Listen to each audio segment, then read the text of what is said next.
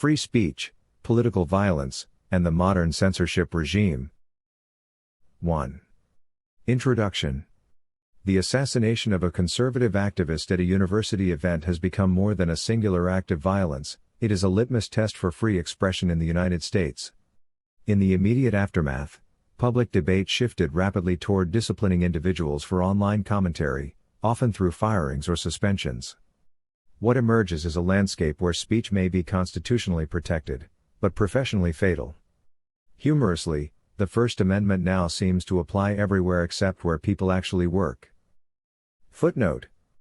This section frames the event as the catalyst for broader disputes over speech and censorship.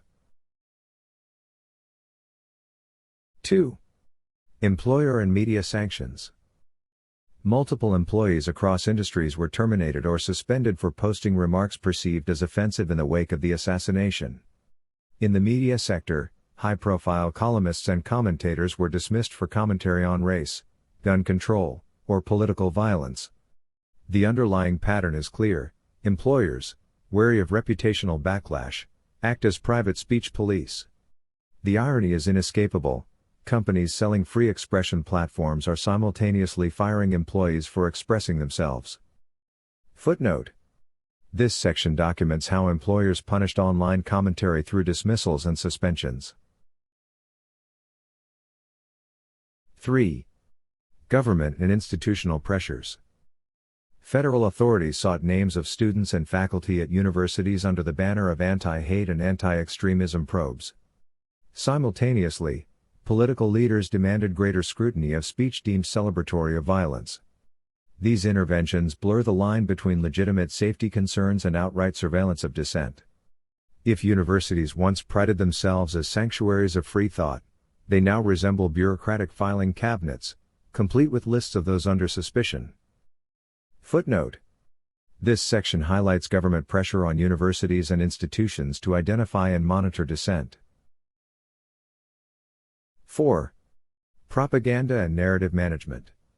Observers emphasize that narrative control has reached unprecedented sophistication. Data harvested from digital life feeds algorithmic tools that predict and influence opinion. The result is perception management at scale, social engineering dressed up as news feeds. Free speech may technically exist, but its reach is narrowed by what platforms promote or suppress. In other words, the new censor is not a robed magistrate but a faceless algorithm armed with better data than most intelligence agencies. Footnote. This section explains how big tech platforms and governments collaborate in shaping acceptable discourse. 5. Chilling effects and cultural divide. The combined effect of firings, probes, and digital curation is a chilling environment where citizens hesitate to voice dissent. Free speech remains intact on paper, but its exercise carries escalating risk in employment, education, and reputation. Critics note that political factions blame one another for escalating violence, while both sides engage in censorship when convenient. In practice, freedom of expression has become the national sport, everyone claims to defend it while quietly benching the opposing team. Footnote. This section underscores how censorship and polarization discourage open debate while deepening divisions. 6. Conclusion.